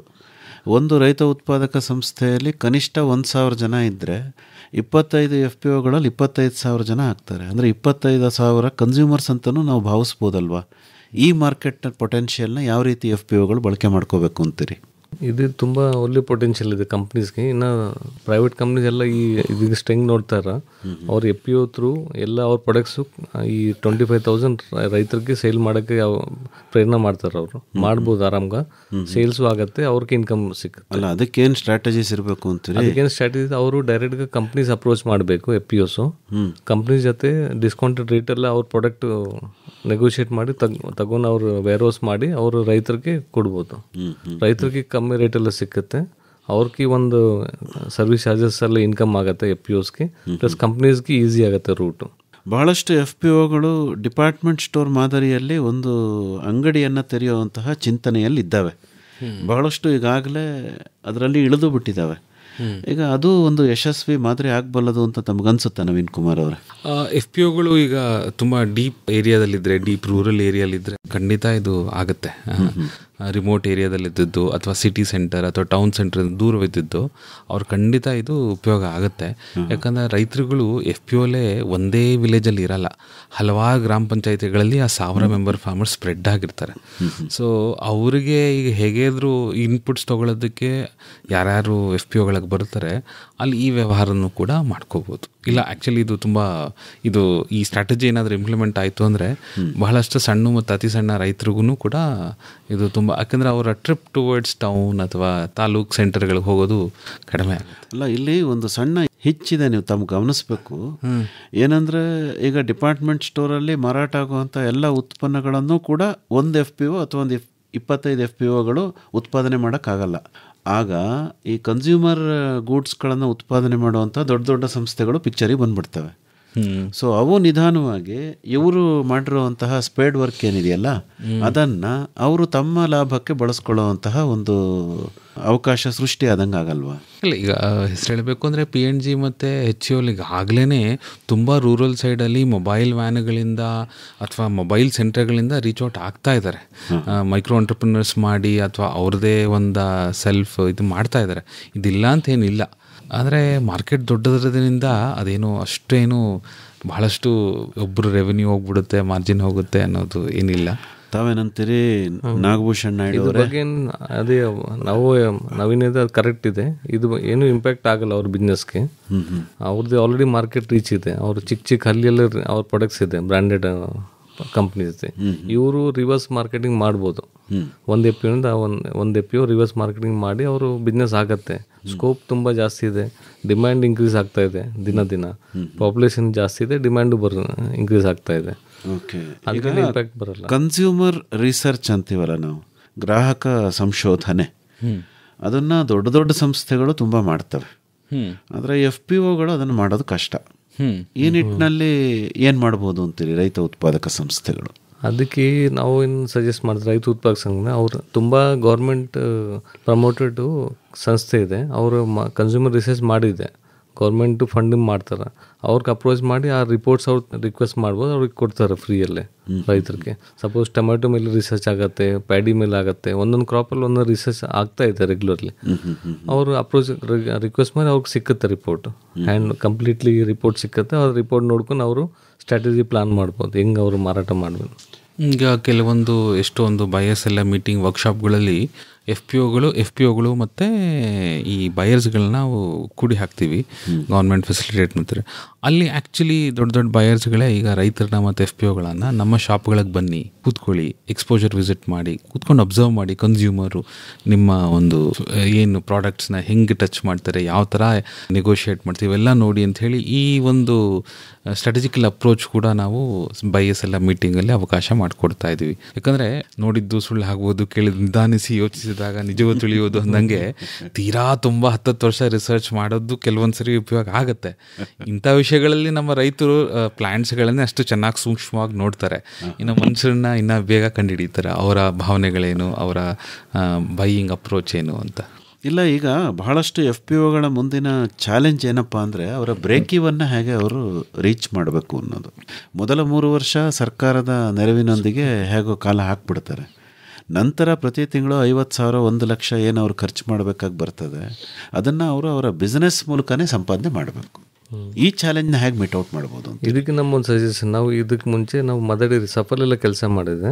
ನಮ್ಮ ಸಫಲ್ ಮಾಡೆಲ್ ಅವ್ರು ಇಂಪ್ಲಿಮೆಂಟ್ ಮಾಡಬೇಕು. ಸಫಲ್ ಇದೆ ನ್ಯಾಷನಲ್ ಡೈರಿ ಡೆವಲಪ್ಮೆಂಟ್ ಸಂಸ್ಥೆ. ಹೌದು, ನಾವೇನು ಮಾಡಿದೆ, ನಮ್ಮ ಸಫಲ್ ಕೋಆಪರೇಟಿವ್ ಅಸೋಸಿಯೇಷನ್ ಮಾಡಿದ್ದೆ. ಅಸೋಸಿಯೇಷನ್ ಅವರು ನಮ್ಮ ಆರ್ಡರ್ ರಿಲೀಸ್ ಮಾಡ್ತೀವಿ 1 day -1 ಅಸೋಸಿಯೇಷನ್ ಏನು ಮಾಡ್ತಾರೆ, ಅದೆಲ್ಲ ರೈತರ ಜೊತೆ ಕಲೆಕ್ಟ್ ಮಾಡಿ ಅವ್ರು ನಮ್ಗೆ DC ಸೆಂಡ್ ಮಾಡ್ತಾರೆ. ಅದರಲ್ಲಿ ನಾವು ಎಷ್ಟು ಸ್ವಲ್ಪ 100 ರೂಪಾಯಿ ಸೇಲ್ ಆಗಿದೆ, ನಾವು ಅದರಲ್ಲಿ 2 ರೂಪಾಯಿ ಅವ್ರಿಗೆ ಕೊಡ್ತೀನಿ ಇನ್ಕಮ್ಮು. ಆ ಎಕ್ಸ್ಟ್ರಾ ಇನ್ಕಮ್ ಅವ್ರಿಗೆ ಬರುತ್ತೆ. ಅವ್ರು ರೆಗ್ಯುಲರ್ಗೆ ಅವ್ರಿಗೆ ಈ ಎಲ್ಲ ಎಕ್ಸ್ಪೆನ್ಸಸ್ ಎಲ್ಲ ಕವರ್ ಆಗುತ್ತೆ.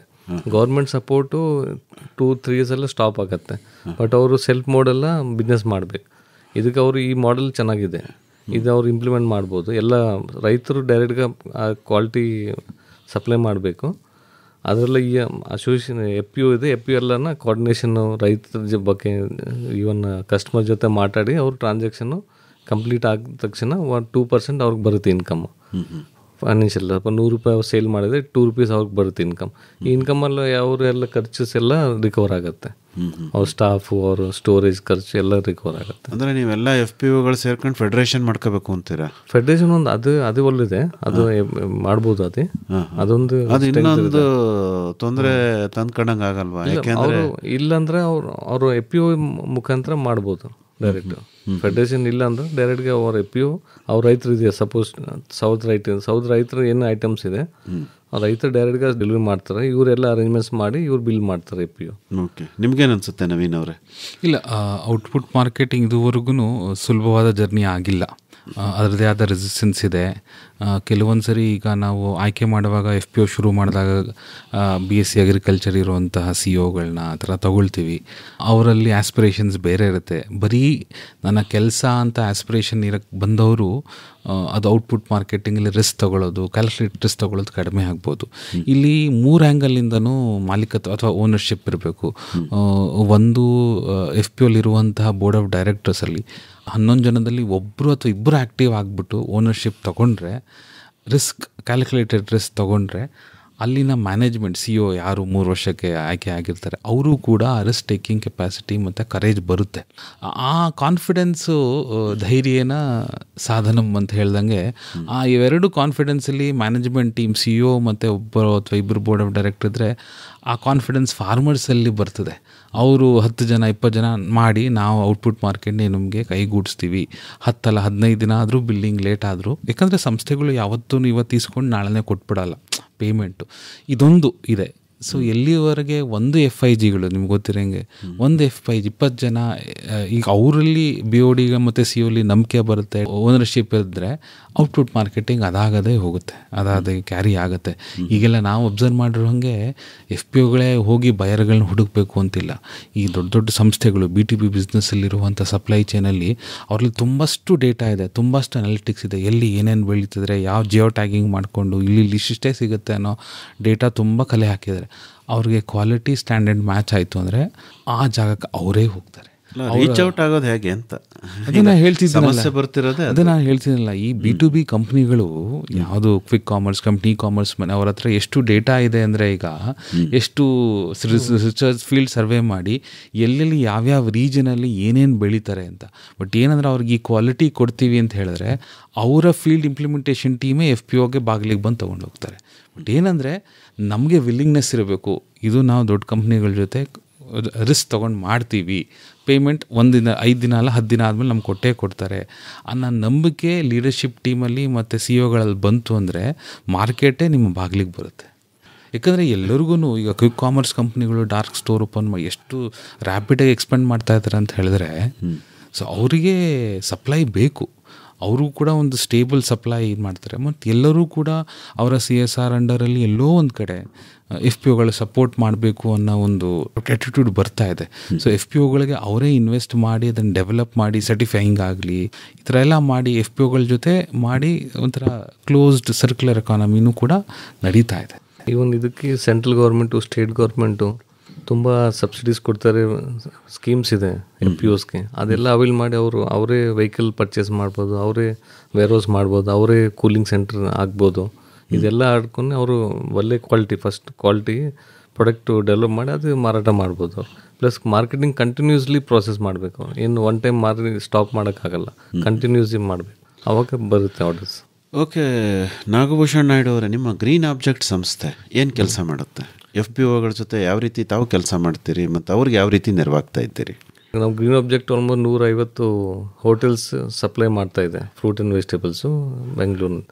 ಅದೇ ಸೇಮ್ ಕಸ್ಟಮರ್ಸು ನಾವು FPO ಜೊತೆ ಕನೆಕ್ಟ್ ಮಾಡ್ಬೋದು ಆರಾಮ್ಗನ ಸೇಲ್ಸ್ ಆಗತ್ತೆ. ಇವರು ಏನು ಪ್ರಾಡಕ್ಟ್ಸ್ ಇದೆ, ಬರೀ ಫ್ರೂಟ್ಸ್ ಆ್ಯಂಡ್ ವೆಜಿಟೇಬಲ್ಸ್ ಅಷ್ಟೇನೇನ? ಇಲ್ಲ, ಇವರು ಲೈಕ್ ರೈಸ್ ಇದೆ, ಮಿಲೆಟ್ಸ್ ಇದೆ. ನಾವು ಫ್ರೂಟ್ ಆ್ಯಂಡ್ ವೆಜಿಟೇಬಲ್ಸ್ ಸಪ್ಲೈ ಮಾಡಿದೆ, ಬಟ್ ಅವರು ಗ್ರಾಸರಿ ತಗೊಂತಾರೆ, ಲೈಕ್ ಯಶವಂತಪುರ ಆ ಗ್ರಾಸರೀಸ್ ನಾವು ಕನೆಕ್ಟ್ ಮಾಡ್ತೀವಿ. FPOಸ್ ಇದೆ, ಜಾಗರಿ ಇದೆ, ಶುಗರ್ ಇದೆ, ಎಲ್ಲ ಐಟಮ್ಸ್ ಯಾವ್ಯಾವ್ದು FPO ಹತ್ರ ಲಿಸ್ಟ್ ಇದೆ ಅದೆಲ್ಲ ಲಿಸ್ಟ್ ನಾವು ಮಾಡ್ಕೊಂಡು FPO ಒಂದು CEO ನಮ್ಮ ಜೊತೆ ಹೋಗಿ ನಾವು ಕಸ್ಟಮರ್ ಮೀಟ್ ಅರೇಂಜ್ ಮಾಡಿ ಅವ್ರ ಜೊತೆ ರೇಟ್ ನೆಗೋಷಿಯೇಟ್ ಮಾಡಿ ಸಪ್ಲೈ ಮಾಡ್ಬೋದು. ಅಂದರೆ ಈಗ FPOಗಳ ಜೊತೆ ತಾವು ಕೆಲಸ ಮಾಡ್ತಾ ಇದ್ದೀರಿ, ಹೌದಾ? ಹೌದು. ಅಂದರೆ FPOಗಳು ಏನೇನು ಉತ್ಪನ್ನಗಳನ್ನು ಉತ್ಪಾದನೆ ಮಾಡ್ತಾ ಇದ್ದಾವೆ ಅದನ್ನು ಸಾಧ್ಯವಾದಷ್ಟು ಬಿಸ್ನೆಸ್ಗಾಗಲಿ ಅಥವಾ ಕನ್ಸ್ಯೂಮರ್ಗಾಗಲಿ ಲಿಂಕ್ ಮಾಡೋ ಪ್ರಯತ್ನ ಮಾಡ್ತಾ ಇದ್ದೀರಿ. ಎಸ್ ಸರ್, ತಾವು ಹೇಳಿ ಸರ್, ತಮ್ಮ ಸಂಸ್ಥೆ ನವೀನ್ ಕುಮಾರ್ ಅವರೇ. ಉತ್ಪನ್ನ ಲ್ಯಾಬ್ಸು ಮೂಲತಃ ಮ್ಯಾನೇಜ್ಮೆಂಟ್ ಕನ್ಸಲ್ಟಿಂಗ್ ಫರ್ಮ್. ನಾವು ಇನ್ಸ್ಟಿಟ್ಯೂಷನಲ್ ಡೆವಲಪ್ಮೆಂಟ್ ಆಫ್ FPOಸ್ ಮಾಡ್ತೀವಿ, ಕೆಪಾಸಿಟಿ ಬಿಲ್ಡಿಂಗ್ ಮಾಡ್ತೀವಿ, ಎಸ್ಪೆಷಲಿ ಲೀಡರ್ಶಿಪ್ ಟೀಮ್ ಅಂತ ಮ್ಯಾನೇಜ್ಮೆಂಟ್ ಟೀಮು. ಮತ್ತು ಗ್ರ್ಯಾಂಟ್ ಏಜೆನ್ಸೀಸ್ಗಳಿಗೆ ನಾವು FPOಗಳು ಮತ್ತು ಅವರ ಕಾರ್ಯಕ್ರಮಗಳು ಎವ್ಯಾಲ್ಯೂಯೇಷನ್ ಮಾಡಿ ಅಸೆಸ್ಮೆಂಟ್ ಮಾಡ್ತೀವಿ. ಈ 20 FPOಗಳು ಅವರು ಗ್ರ್ಯಾಂಟ್ ಮಾಡ್ತಾ ಇರ್ತಾರೆ, ಎಷ್ಟು FPOಗಳು ಡೆವಲಪ್ ಆಗಿದೆ, ಯಾವ ಮಟ್ಟಿಗೆ ಡೆವಲಪ್ ಆಗಿದೆ, ಮುಂದಿನ ಹಾದಿ ಏನು, ಈ ಥರ ಎವ್ಯಾಲ್ಯೂಯೇಷನ್ನು, ಇಂಪ್ಯಾಕ್ಟ್ ಅಸೆಸ್ಮೆಂಟ್ ಕಾರ್ಯಕ್ರಮಗಳು ಕೂಡ ನಾವು FPO ಸಂಬಂಧವಾಗಿ ಮಾಡ್ತೀವಿ. ಓಕೆ ಸರ್, ಈಗ ನಿಮ್ಮ ಏನು ಅನಾಲಿಸಿಸ್ ಪ್ರಕಾರ FPOಗಳ ಪ್ರಸ್ತುತ ಸಮಸ್ಯೆಗಳು ಏನಿರ್ಬೋದು ಈ ಬಿಸ್ನೆಸ್ಸು ಮತ್ತು ಈ ಬ್ರ್ಯಾಂಡಿಂಗು ಇಂಥದಕ್ಕೆ ಸಂಬಂಧಪಟ್ಟಂತೆ ಹೇಳೋದೇ ಆದರೆ? ಈಗ ಸಮಸ್ಯೆ ಅನ್ನೋದಕ್ಕಿಂತ ಸೊಲ್ಯೂಷನ್, ಈಗ ಎಕ್ಸಿಸ್ಟಿಂಗ್ ಮಾರ್ಕೆಟ್ ಏನು ಮಾಡ್ತಾ ಇದ್ದಾರೆ ಅಲ್ಲಿ ಹೋಗಿ ನಾವು ಪೆನೆಟ್ರೇಷನ್ ಮಾಡೋದು ಕಷ್ಟ ಇದೆ. ಹಾಗೆ FPOಗಳು ಅವ್ರದ್ದೇ ಆದ ಒಂದು ಯುನೀಕ್ ಡಿಫ್ರೆನ್ಷಿಯೇಷನ್ ಕಂಡಿಡ್ಕೊಬೇಕು. ನನಗನ್ಸಂಗೆ ಎಸ್ಪೆಷಲಿ ಎಕ್ಸ್ಪೋರ್ಟ್ ಮತ್ತು ಸರ್ಟಿಫೈಡ್ ಪ್ರಾಡಕ್ಟ್ಸ್ಗಳಿಗೆ ತುಂಬಷ್ಟು ಬೇಡಿಕೆ ಇದೆ. FPO ಆ್ಯಸ್ ಅ ಚೌಕಟ್ಟು ಏನಿದೆ, ಸಂಸ್ಥೆ ಪ್ರೈವೇಟ್ ಲಿಮಿಟೆಡ್, ಅದು ಸರ್ಟಿಫೈಡ್ ಆಗಿ ಅವರ ಕಮಾಡಿಟಿಗಳನ್ನು ಆರ್ಗ್ಯಾನಿಕ್, ನ್ಯಾಚುರಲ್ ಫಾರ್ಮಿಂಗ್ ಪ್ರಾಡಕ್ಟ್ ಕಡೆ ಆ ದಿಟ್ಟಿನಲ್ಲಿ ಹೋಯಿತು ಅಂದರೆ FPOಗಳಿಗೆ ಖಂಡಿತವಾಗಿ ಅವ್ರಿಗೆ ಮಾರ್ಕೆಟ್ ತುಂಬ ಓಪನ್ ಆಗುತ್ತೆ. ಅದೇ ಮಾಡಬೇಕು ಅಂತೀರಾ? ಪ್ರತಿಯೊಂದು ಸಂಸ್ಥೆಯೂ ಕೂಡ ಅಥವಾ ಒಂದು ಸೆಕ್ಟರ್ ಒಂದು ಈಗಿರೋ ಸಿಸ್ಟಮ್ನ ಬ್ರೇಕ್ ಮಾಡೋದಕ್ಕಿಂತ ಹೊಸ ಇನೋವೇಟಿವ್ ಆಗಿ ಒಂದು ಯೂನೀಕ್ ಡಿಫ್ರೆನ್ಷಿಯೇಷನ್ ಆಗಿ ಹೋದ್ರೇ ನಾವು ಮಾರ್ಕೆಟಲ್ಲಿ ಎಕ್ಸಿಸ್ಟ್ ಆಗೋದಕ್ಕೆ ಸಾಧ್ಯ. ಈಗ ನಾನು ಈಗಲೂ ಹಳೆ ಕಾಲದ ಟಿವಿನೇ ಇಟ್ಕೊಡ್ತೀನಿ ಅಂದರೆ ಆಗಲ್ಲ, ಅದಕ್ಕೆ ಹೊಸ ಫೀಚರ್ಗಳು ಬೇಕು. ಸೊ ಹಾಗೇನೆ ಹೊಸ ಫೀಚರ್ ಅಂದಂಗೆ ಮಾರ್ಕೆಟ್ ಇದೆ, ಓಪನ್ ಅಪ್ ಆಗ್ತಾ ಇದೆ. ಮತ್ತು ಇವಾಗ ಮೀಡಿಯಾ ಇರೋದ್ರಿಂದ, ಇಂಟರ್ನೆಟ್ ಇರೋದ್ರಿಂದ ಸ್ಟ್ಯಾಂಡರ್ಡ್ಸು, ಸರ್ಟಿಫಿಕೇಷನು ಏನು ಮಾಡಬೇಕು ಅಂತ ತಿಳ್ಕೊಳ್ಳೋದೇನು ಕಷ್ಟ ಆಗಲ್ಲ. ಸೊ ಹಾಗಾಗಿ ಎಫ್ ಪಿ ಒಗಳಿಗೆ ಸರ್ಕಾರ ಕೂಡ ಬಹಳಷ್ಟು ಬೆಂಬಲ ಕೊಡುತ್ತೆ. ನಾವೇನಾದ್ರು ಸರ್ಟಿಫೈಡ್ ಪ್ರಾಡಕ್ಟ್ಸ್ ಆ ದಿಟ್ಟಿನಲ್ಲಿ ಹೋಗ್ತೀವಿ, ಎಕ್ಸ್ಪೋರ್ಟ್ ಹೋಗ್ತೀವಿ ಅಂತ ಹೇಳಿದ್ರೆ ಖಂಡಿತವಾಗಿ ಎಫ್ ಪಿ ಒಗಳಿಗೆ ಬಹಳಷ್ಟು ಒಳ್ಳೆ ಫ್ಯೂಚರ್ ಇದೆ. ಆ ಥರ ಎಕ್ಸ್ಪೋರ್ಟ್ ಮಾಡ್ತಿದ್ದಾವ ನಾಗಭೂಷಣ್ ಅವರೇ? ಯಾವ್ದಾದ್ರು ಎಫ್ ಪಿ ಒಗಳು ತಮ್ಮ ಗಮನಕ್ಕೆ ಬಂದಂಗೆ? ಅದಕ್ಕೆ ನಾವು ಒಂದು ಎಲ್ಲ ರೈತರಿಗೊಂದು ಹೇಳ್ತಾ, ಅವ್ರ ವೆಬ್ಸೈಟಲ್ಲಿ ಚೆಕ್ ಮಾಡಿ. ಸಹ್ಯಾದ್ರಿ ಫಾರ್ಮ್ಸ್ ನಾಸಿಕ್ಕು ಒಂದು ಎಫ್ ಪಿ ಒ, ಅವರು 800 ಕೋಟಿ ಬಿಸ್ನೆಸ್ ಒಂದು ವರ್ಷ. ಈ ವರ್ಷ ಅವರು 800 crores ಟರ್ನ್ ಓವರ್ ಇದೆ.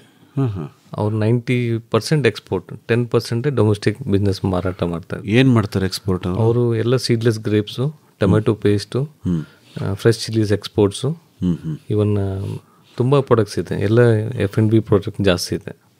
ಅವರೇ ಓನ್ ಪ್ರೊಸೆಸಿಂಗ್ ಪ್ಲಾಂಟ್ ಸೆಟಪ್ ಮಾಡಿದ್ರು ನಾಸಿಕಲ್ಲಿ, ದೊಡ್ಡ ಪ್ಲಾಂಟು. ಎಲ್ಲ ಸರ್ಟಿಫಿಕೇಶನ್ ಇದೆ, ಕ್ವಾಲಿಟಿ ಇದೆ. ಅವರೇ ಡೈರೆಕ್ಟ್గా ಎಕ್ಸ್ಪೋರ್ಟ್, ಅವ್ರ ಸಂಸ್ಥೆ ಜೊತೆ ಡೈರೆಕ್ಟ್గా ಎಕ್ಸ್ಪೋರ್ಟ್ಸ್ ಆಗುತ್ತೆ. ಓಕೆ. ಆಲ್ಮೋಸ್ಟ್ ಸ್ಟಾರ್ಟಿಂಗೇ ಮಾಡಿದೆ ಅವರು ಫಸ್ಟ್ ಆಲ್ಮೋಸ್ಟ್ 10 ವರ್ಷ ಮುಂಚೆ. ಅವಾಗ ತುಂಬ ಕಡಿಮೆ ಇದೆ. ಈಗ 800 crores ಈ ವರ್ಷ ಟರ್ನ್ ಓವರ್. ನಿಮ್ಮ ಹತ್ರ ಯಾವ್ದಾದ್ರು ಉದಾಹರಣೆ ಇದೆಯಾ ನವೀನ್ ಕುಮಾರ್ ಅವರೇ? ಎಫ್ ಪಿ ಒಗಳು ತುಂಬ ದೊಡ್ಡ ಮಟ್ಟದಲ್ಲಿ ಬೆಳೆದಿರೋದು, ಎಕ್ಸ್ಪೋರ್ಟ್ ತನಕ ಹೋಗ್ದಲೇ ಇದ್ದರು, ಅವರ ಏನೋ ಬೆನಿಫಿಟ್ ಕಾಸ್ಟನ್ನು ಮೀರಿ ಆದಾಯವನ್ನು ಗಳಿಸ್ತಾ ಇರೋವಂತಹ ಎಫ್ ಪಿ ಒಗಳ ಉದಾಹರಣೆ? ಹೌದು, ಇಲ್ಲಿ ಆನೇಕಲ್ಲಲ್ಲಿ ಒಂದು ಎಫ್ ಪಿ ಒ ಇದೆ.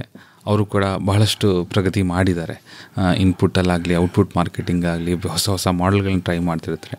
ಆನೇಕಲ್ ಎಫ್ ಪಿ ಒ ಬಹಳಷ್ಟು ಇದೆ. ಮತ್ತು ನಮ್ಮ ದಕ್ಷಿಣ ಕನ್ನಡ ಅಲ್ಲಿ ಕೂಡ 2-3 ಎಫ್ ಪಿ ಒಗಳು ಮತ್ತು ಕೋಆಪರೇಟಿವ್ಸ್ಗಳು, ಮಿಲ್ಲೆಟ್ ಕೋಆಪರೇಟಿವ್ಸ್ಗಳು ಆಗಲೇ ಎಕ್ಸ್ಪೋರ್ಟ್ ಹಂತಕ್ಕೆ ಹೋಗಿ ಒಂದು ಮಟ್ಟಕ್ಕೆ ಚೆನ್ನಾಗಿ ಮಾಡ್ತಾ ಇದ್ದಾರೆ. ಇನ್ನೊಂದು ನಮ್ಮ ಕರ್ನಾಟಕ ಹತ್ರ ಬೆಂಗಳೂರು ಸಹಜ ಸಮೃದ್ಧಿ ಆರ್ಗ್ಯಾನಿಕ್ ಪ್ರೊಡ್ಯೂಸರ್ ಕಂಪ್ನಿ, ಫಾರ್ಮರ್, ಯಾವುದೇ ಒಳ್ಳೆ ಕೆಲಸ ಮಾಡ್ತಾಯಿದೆ. ಎಲ್ಲ ಆರ್ಗ್ಯಾನಿಕ್ ಸರ್ಟಿಫೈಡ್ ಪ್ರಾಡಕ್ಟ್ ಯಾವ ನವೀನ್ ಹೇಳಿದೆ ಆ ಎಲ್ಲ ಸರ್ಟಿಫೈಡ್ ಪ್ರಾಡಕ್ಟ್ಸ್. ಅವ್ರು ಡೊಮೆಸ್ಟಿಕಲ್ಲೇ ಜಾಸ್ತಿ ಸೇಲ್ ಮಾಡ್ತಾರೆ, ಎಕ್ಸ್ಪೋರ್ಟ್ ಕಡಿಮೆ ಇದೆ. ಬಟ್ ಅವರು ಟರ್ನ್ ಓವರ್ಸ್ ತುಂಬ ಕಡಿಮೆ ಒಳ್ಳೆಯದಿದೆ. ನಮ್ಮ ಕರ್ನಾಟಕ ಕಂಪ್ನಿ ಸಹಜ ಸಮೃದ್ಧಿ ಆರ್ಗ್ಯಾನಿಕ್ಸ್ ಅಲ್ವಾ? ಅಂದರೆ ತಾವು ಹೇಳೋಕ್ಕೆ ಪ್ರಯತ್ನ ಪಡ್ತಾ ಇರೋದು, ಪ್ರತಿಯೊಂದು ಎಫ್ ಪಿ ಒನು ಒಂದು ಪ್ರಾಡಕ್ಟನ್ನು ಬಹಳ ವಿಭಿನ್ನವಾಗಿರೋದನ್ನು ಗುರುತಿಸ್ಕೋಬೇಕು. ಸಾಧ್ಯವಾದಷ್ಟು ಅದು ಈ ಸಾವಯವ, ಸಹಜ ಈ ತರಹದ ಒಂದು ಪ್ಲ್ಯಾಟ್ಫಾರ್ಮನ್ನು ಬಳಕೆ ಮಾಡಿಕೊಂಡ್ರೆ ಒಳ್ಳೆಯದು. ಮತ್ತು ಲಭ್ಯ ಇರುವಂತಹ ಯೋಜನೆಗಳನ್ನು ಬಳಕೆ ಮಾಡ್ಕೋಬೇಕು. ಮತ್ತು ಎಫ್ ಪಿ ಒಗಳಿಗೆ ಈ ತರಹ ಏನು ಬಿಸ್ನೆಸ್ ಲಿಂಕೇಜನ್ನು ಅಭಿವೃದ್ಧಿ ಪಡಿಸ್ಕೊಡುವಂತಹ ಸಂಸ್ಥೆಯ ನೆರವು ಅಗತ್ಯ ಇದೆ ಅಂತ ತಮಗನ್ಸುತ್ತಾ? ಬಿಸ್ನೆಸ್ ಲಿಂಕೇಜ್ ಇದೆ. ಈಗ ಲೈಕ್ ತುಂಬ NGOs ಗೌರ್ಮೆಂಟ್ ಅಪಾಯಿಂಟ್ ಮಾಡಿದೆ ಅವ್ರ ಮಾರ್ಕೆಟ್ ಲಿಂಕೇಜಸ್ಗೆ. ಲೈಕ್ GIZ ಇದೆ, ಗ್ರ್ಯಾಂಡ್ ಥಾಟನ್ ಇದೆ, ಕಿಸಾನ್ ಸಾಥಿ, ಉತ್ಪನ್ನ ಲ್ಯಾಬ್ಸ್ ಎಲ್ಲ ಅವ್ರ ಮಾರ್ಕೆಟ್ ಲಿಂಕೇಜ್ ಕೆಲಸ ಮಾಡ್ತಾಯಿದ್ದೆ. ಅವರು ಫಸ್ಟ್ ಹ್ಯಾಂಡ್ ಹೋಲ್ಡಿಂಗ್ ಮಾಡಿ ಅವ್ರಿಗೆ ಕಸ್ಟಮರ್ಸ್ ಕನೆಕ್ಟ್ ಮಾಡ್ತಾಯಿದ್ದೆ. ಅದಾದಮೇಲೆ ಅವ್ರು ಕಂಟಿನ್ಯೂ ಮಾಡಬೇಕು ಎಫ್ ಪಿ ಒಸ್. ಅಲ್ಲೇ ಸ್ಟಾಪ್ ಅವರು ಕಂಟಿನ್ಯೂಟಿ ಇಲ್ಲ. ಅದೇ ಅವ್ರು ಕಂಟಿನ್ಯೂ ಮಾಡಿ ಬಿಸ್ನೆಸ್ ಆಗುತ್ತೆ. ತುಂಬ ಸಂಸ್ಥೆ ಇದೆ. ಇನ್ನೊಂದು ಪ್ರೈವೇಟು ಸಂಸ್ಥೆ ತುಂಬ ಇದೆ, ಅವರೇ ಮಾಡ್ತಾರೆ. ಬಟ್ ಅವ್ರು ಕಮರ್ಷಿಯಲ್ ಆಸ್ಪೆಕ್ಟ್ ನೋಡ್ತಾ ಇದೆ. ಬಟ್ ಗೌರ್ಮೆಂಟು ಫ್ರೀ ಇಲ್ಲ, ಗೌರ್ಮೆಂಟ್ ಫಂಡಿಂಗ್ ಈ ಸಂಸ್ಥೆ ಇದೆಲ್ಲ ಮಾರ್ಕೆಟ್ ಲಿಂಕೇಜಸ್ ಸಪೋರ್ಟ್ ಮಾಡ್ತಾ ಇದೆ. ಅಂದರೆ ಇಲ್ಲಿ ಬಹಳ ದೊಡ್ಡ ವಿಚಾರ ಏನಪ್ಪ ಅಂತಂದರೆ, ಇಲ್ಲಿರೋರೆಲ್ಲ ರೈತರು ಅಲ್ವಾ? ಸೊ ರೈತರು ಅಂತಿದ್ದ ಹಾಗೇ ನಮಗೆ ಗೊತ್ತಾಗೋದು ಅವರು ಉತ್ಪಾದಕರು ಅಂತ. ಅವರು ಹೇಳೋದು, ಸ್ವಾಮಿ ಎಷ್ಟು ಬೇಕಾದ್ರೂ ಬೆಳೆದು ಕೊಡ್ತೀವಿ, ನೀವು ಮಾರ್ಕೊಡಿ ಅಂತ. ಆ ಸಮಸ್ಯೆಯಿಂದಾಗಿ ಎಫ್ ಪಿ ಒಗಳು ಹುಟ್ಟಿದ್ರು. ಎಫ್ ಪಿ ಒಗಳ ಆಡಳಿತನೂ ಕೂಡ ರೈತರ ಕೈನಲ್ಲೇ ಇದೆ. ಈ CEO ಅಥವಾ ಅಕೌಂಟೆಂಟ್ಗಳಾಗಲಿ ಇವರ ಒಂದು ಭಾಗವಹಿಸುವಿಕೆ ಸುಮಾರು ಎಫ್ ಪಿ ಒಗಳಲ್ಲಿ ತಾವೇ ಹೇಳಿದಾಗೆ ತುಂಬ ಪರಿಣಾಮಕಾರಿಯಾಗಿ ಇಲ್ಲ. ಸೊ ಪ್ರಸ್ತುತ ಸನ್ನಿವೇಶ ಈ ಥರ ಇರಬೇಕಾದ್ರೆ ಪ್ರೆಸೆಂಟ್ ಮಾರ್ಕೆಟ್ ಕಾಂಪಿಟೇಷನ್ ಏನಿದೆಯಲ್ಲ, ಅದು ಒಂಥರ ಕಟ್ ಥ್ರೋಟ್ ಕಾಂಪಿಟೇಷನ್. ಅದನ್ನು ಇವು ಎದುರಿಸ್ಕೊಂಡು ಮುಂದಿನ ದಿನದಲ್ಲಿ ಬೆಳೆಯೋಕ್ಕಾಗತ್ತೆ ಅಂತ ತಮಗನ್ಸುತ್ತಾ? ಹೌದು. ಈಗ ಸ್ಟ್ರಾಟಜಿ ಅಂತ ಹೇಳಿದ್ರೆ ನಾವು ಲಾಂಗ್ ಟರ್ಮ್ ಚಾಯ್ಸಸ್ ಮಾಡಬೇಕು. ಸ್ಟ್ರಾಟಜಿ ಅಂತ ಹೇಳಿದ್ರೆ ಈಗ ಟಾಟಾ ಮೋಟರ್ಸ್ ಏನು ಮಾಡ್ತಾರೆ, ಹ್ಯುಂಡೈ ಅದೇ ಸೆಗ್ಮೆಂಟಲ್ಲಿಲ್ಲ. ಹ್ಯುಂಡೈ ಏನು ಸೆಗ್ಮೆಂಟಲ್ಲಿದೆ, ಮಾರುತಿ ಆ ಸೆಗ್ಮೆಂಟಲ್ಲಿಲ್ಲ. ಸೊ ಹಾಗಾಗಿ ದೊಡ್ಡ ದೊಡ್ಡ ಕಂಪ್ನಿಗಳೇ ಇರಬಹುದು. ಆದರೆ ಎಫ್ ಪಿ ಒ ನಾವು ಹೇಳ್ದಂಗೆ ಅವರ ಸ್ಟ್ರಾಟಜಿನೇ ಇರಬೇಕು, ಒಂದು ಯುನೀಕ್ ನಮ್ಮದೇ ನಿಶ್ ಸ್ಪೇಸಲ್ಲಿ ಹೋಗಿ ಅಲ್ಲಿ ಸ್ಕೇಲ್ ಅಪ್ ಮಾಡಬೇಕು. ಸೊ ಹಾಗಾದರೆ ಖಂಡಿತ market is very big, sky is the limit ಅಂತ ಹೇಳ್ತೀವಿ. ಮತ್ತು ನೀವು ರೈತರು ಅಂತ ಹೇಳಿದ್ರಲ್ಲ, ಈಗ ಅಗ್ರಿಕಲ್ಚರ್ ಹೇಳೋದು ಬಿಟ್ಬಿಡ್ಬೇಕು, ನಾವು ಅಗ್ರಿ ಬಿಸ್ನೆಸ್ ಅಂತ ಹೇಳಬೇಕು. ಓಕೆ, ಅವರು ಬಿಸ್ನೆಸ್ ಥಾಟ್ ಆಗಬೇಕು. ಅವರು ಫಾರ್ಮರ್ ಇಲ್ಲ, ಅವ್ರಿಗೆ ಬಿಸ್ನೆಸ್ ಥರ ಇದೆ. ತುಂಬ ರೈತರು ಇದೆ ನಮ್ಮ ನೋಡಿ. ನಾವು ಛತ್ತೀಸ್ಗಢಲ್ಲಿ ಒಂದೊಂದು ರೈತರು ಆಲ್ಮೋಸ್ಟ್ 5,000 ಎಕರೆ ಎಲ್ಲ ಮಾಡ್ತಾರೆ ಅವರು ಫಾರ್ಮಿಂಗು. ಫುಲ್ಲೇ ಪ್ಲಾನಿಂಗ್ ಇದೆ. ಅವ್ರು ಮಾರ್ಕೆಟ್ ರಿಸರ್ಚ್ ಮಾಡ್ತಾರೆ, ಕ್ರಾಪ್ ಎಲ್ಲ ಅವ್ರು ಅಲ್ಲಿಂದ ಛತ್ತೀಸ್ಗಢದಿಂದ ಡೆಲ್ಲಿ, ಬಾಂಗ್ಲಾದೇಶ್, ನೇಪಾಲ್, ಕರ್ನಾಟಕ, ಆಂಧ್ರ ಎಲ್ಲ ಕಡೆ ಅವ್ರು ಸೇಲ್ಸ್ ಮಾಡ್ತಾರೆ. ಆ ಥರ ನಾವು ಬಿಸ್ನೆಸ್ ಮೈಂಡ್ ಆ್ಯಟಿಟ್ಯೂಡ್ ಆಗಬೇಕು, ಸೇಲ್ಸ್ ಆಗುತ್ತೆ. ಇದೇ ಕಂಪ್ನಿ ನಾವು ಸಹ್ಯಾದ್ರಿ ಫಾರ್ಮ್ ನಾವು ಹಿಡಿದು ಫಸ್ಟ್ ಬ್ರ್ಯಾಂಡಿಂಗ್ ಒಂದು ಪ್ರಾಡಕ್ಟ್ ಸೆಲೆಕ್ಟ್ ಮಾಡಿ. ಸಹ್ಯಾದ್ರಿ ಫಾರ್ಮ್ ಮೇನ್ ಪ್ರಾಡಕ್ಟ್ ಅವರು ಸೀಡ್ಲೆಸ್ ಗ್ರೇಪ್ಸ್. ಅದೇ 70-80% ಮೇಲೆ ಯಾವುದೇ ಬಿಸ್ನೆಸ್ ಆಗುತ್ತೆ ಈ 800 ಕೋಟಿಯಲ್ಲಿ. ಆ ಥರ ಒಂದೊಂದು ಎಪ್ಪಿ ಅವ್ರ ಸ್ಟ್ರೆಂಗ್ತ್ ಇದೆ. ಒಂದು ಪ್ರಾಡಕ್ಟ್ ಅವ್ರು ಶಾರ್ಟ್ ಲಿಸ್ಟ್ ಮಾಡಿ ಆ ಪ್ರಾಡಕ್ಟ್ ಮಾರ್ಕೆಟಿಂಗ್ ರಿಸರ್ಚ್ ಮಾಡಿ, ಪ್ಲಸ್ ಅದಕ್ಕೆ ಸ್ಟ್ರಾಟಜಿ ಹೆಂಗಿದೆ, ಲಾಂಗ್ ಟರ್ಮ್ ಸ್ಟ್ರಾಟಜಿ ಮಾಡಬೇಕು. ಶಾರ್ಟ್ ಟೈಮ್ ವರ್ಕೌಟ್ ಆಗಲ್ಲ. ನವೀನ್ ಹೇಳಿದರೆ ಲಾಂಗ್ ಟರ್ಮ್ ಸ್ಟ್ರಾಟಜಿ ವರ್ಕೌಟ್ ಆಗುತ್ತೆ. ಹೆಚ್ಚಿನ ಮಾಹಿತಿಗೆ FPOಗಳು ಅಥವಾ ರೈತರು ನಿಮ್ಮನ್ನೇ ನೇರವಾಗಿ ಸಂಪರ್ಕ ಮಾಡಬೇಕು ಅಂತಾದರೆ ಸಂಪರ್ಕಕ್ಕಾಗಿ ತಮ್ಮ ಮೊಬೈಲ್ ಸಂಖ್ಯೆನ ಕನ್ನಡದಲ್ಲಿ ಹೇಳ್ಬೋದಾ ನಾಗಭೂಷಣ್ ನಾಯ್ಡು ಅವರೇ? 9900328005. ಇನ್ನೊಮ್ಮೆ ಹೇಳ್ತೀರಾ? 9900328005. ಇನ್ನೂ ಒಂದು ಸರಿ ಹೇಳ್ಬಿಡಿ. 9900328005. ತಮ್ಮದು ನವೀನ್ ಕುಮಾರ್ ಅವರೇ? 9742177731. ಇನ್ನೊಮ್ಮೆ ಹೇಳ್ತೀರಾ? 9742177731. ಇನ್ನೂ ಒಂದು ಸರಿ ಹೇಳ್ಬಿಡಿ. 9742177731. ಒಳ್ಳೆಯದು ನಾಗಭೂಷಣ್ ನಾಯ್ಡು ಅವರೇ, ಹಾಗೆ ನವೀನ್ ಕುಮಾರ್ ಅವರೇ, ಇದುವರೆಗೂ ರೈತ ಉತ್ಪಾದಕ ಸಂಸ್ಥೆಗಳು ಯಾವ ರೀತಿ ಮಾರ್ಕೆಟಿಂಗ್ ಸ್ಟ್ರಾಟಜೀಸ್ನ ಇಟ್ಕೋಬೇಕು ಅನ್ನೋದಕ್ಕೆ ಸಂಬಂಧಪಟ್ಟಂತೆ ಭಾಳ ಉಪಯುಕ್ತವಾದ ಮಾಹಿತಿಯನ್ನು ನೀಡಿದ್ರಿ. ವಂದನೆಗಳು, ನಮಸ್ಕಾರ. ನಮಸ್ಕಾರ, ಧನ್ಯವಾದಗಳು. ಕಂಪನಿ ಕೂಡಿಸಿ ನಾವು ಲಾಭವ ಬೆಳೆಸೋಣ. ರೈತರ ಬವಣೆಗೆ ಸಾಲದ ಶೂಲಕ್ಕೆ ಕಡಿವಾಣ ಹಾಕೋಣ. ರೈತ ಉತ್ಪಾದಕ ಸಂಸ್ಥೆಗಳಿಗೆ ಮಾರುಕಟ್ಟೆ ತಾಂತ್ರಿಕತೆಗಳನ್ನು ಕುರಿತ ಸಂವಾದದಲ್ಲಿ ಇದುವರೆಗೆ ಭಾಗವಹಿಸಿದ್ದವರು ಮಂಡ್ಯದ ಗ್ರೀನ್ ಆಬ್ಜೆಕ್ಟ್ ಪ್ರೈವೇಟ್ ಲಿಮಿಟೆಡ್ ಸಂಸ್ಥೆಯ ಕೆ. ನಾಗಭೂಷಣ್ ನಾಯ್ಡು ಮತ್ತು ಉತ್ಪನ್ ಲ್ಯಾಬ್ ಸಂಸ್ಥೆಯ CR ನವೀನ್ ಕುಮಾರ್. ಬರುವ ವಾರ ಫುಡ್ ಎಂಜಿನಿಯರಿಂಗ್ ತಾಂತ್ರಿಕತೆಗಳನ್ನು ಕುರಿತು ಮೈಸೂರಿನ ಕೇಂದ್ರೀಯ ಆಹಾರ ತಂತ್ರಜ್ಞಾನ ಸಂಶೋಧನಾಲಯದ ವಿಜ್ಞಾನಿ ಗಿರೀಶ್ ಗಿವಾರಿ ಅವರೊಂದಿಗೆ ಸಂದರ್ಶನವಿದೆ. ನಮ್ಮ ಹೊಲ ನಮ್ಮ ಬೆಳೆ ಪೂರ್ಣ ಲಾಭದ ನ್ಯಾಯ, ಸಮಬಾಳು ಸಮಪಾಲು ಎಂಬುದೇ ಕಂಪನಿಯ ಧ್ಯೇಯ. ನಮ್ ಕಂಪನಿ ರೈತ ಉತ್ಪಾದನಾ ಸಂಸ್ಥೆಗಳ ಸಬಲೀಕರಣ ಕುರಿತ ಬಾನುಲಿ ಸರಣಿ ಕೇಳಿದಿರಿ. ವೃತ್ತಿಪರತೆಯು ಕೌಶಲ್ಯ ದುಡಿಮೆಯ ಕಂಪನಿ ಅಡಿಪಾಯ. ಬೆಳೆಯೋಣ ಕೊಳ್ಳೋಣ ಮೌಲ್ಯವರ್ಧಿಸಿ ಮಾರೋಣ. ಸಹಯೋಗ ಕೇಂದ್ರೀಯ ಆಹಾರ ತಂತ್ರಜ್ಞಾನ ಸಂಶೋಧನಾಲಯ, ಸಮೂಹ ಸಂವಹನ ಹಾಗೂ ಪತ್ರಿಕೋದ್ಯಮ ವಿಭಾಗ, ಮೈಸೂರು ವಿಶ್ವವಿದ್ಯಾನಿಲಯ ಹಾಗೂ ವಿಕಸನ ಗ್ರಾಮೀಣ ಹಾಗೂ ನಗರಾಭಿವೃದ್ಧಿ ಸಂಸ್ಥೆ ಮಂಡ್ಯ. ಬನ್ನಿರಿ ರೈತರೇ ಒಗ್ಗಟ್ಟಾಗಿ ಕಂಪನಿ ಕಟ್ಟೋಣ. ಕೃಷಿಯು ಕೂಡ ಉದ್ಯಮ ಎಂಬುದ ಸಾಧಿಸಿ ತೋರೋಣ. ಶೀರ್ಷಿಕೆ ಗೀತೆ ರಚನೆ ರಮೇಶ್ ಪಿ. ರಂಗಸಮುದ್ರ, ರಾಗ ಸಂಯೋಜನೆ ಹಾಗೂ ಗಾಯನ ನಿತಿನ್ ರಾಜಾರಾಮ್ ಶಾಸ್ತ್ರಿ, ವಾದ್ಯ ಸಹಕಾರ ತುಮಕೂರು ಬಿ. ರವಿಶಂಕರ್ ಹಾಗೂ ದಿವ್ಯಶ್ರೀ. ಕಂಪನಿ ಕೂಡಿಸಿ ನಾವು ಲಾಭವ ಬೆಳೆಸೋಣ. ರೈತರ ಬವಣೆಗೆ ಸಾಲದ ಶೂಲಕ್ಕೆ ಕಡಿವಾಣ ಹಾಕೋಣ. ಸಹಗಾಯನ ಹಾಗೂ ನಿರ್ಮಾಣ ನೆರವು ಆರ್. ಲೋಕೇಶ್ವರಿ. ನಮ್ಮ ಕಂಪನಿ ಇದು ನಮ್ಮ ಕಂಪನಿ, ನಮ್ಮ ಕಂಪನಿ. ಪರಿಕಲ್ಪನೆ ಹಾಗೂ ನಿರ್ಮಾಣ ಎನ್. ಕೇಶವಮೂರ್ತಿ. ಇದು ನಮ್ಮ ಕಂಪನಿ, ರೈತ ಉತ್ಪಾದಕರ ಕಂಪನಿ.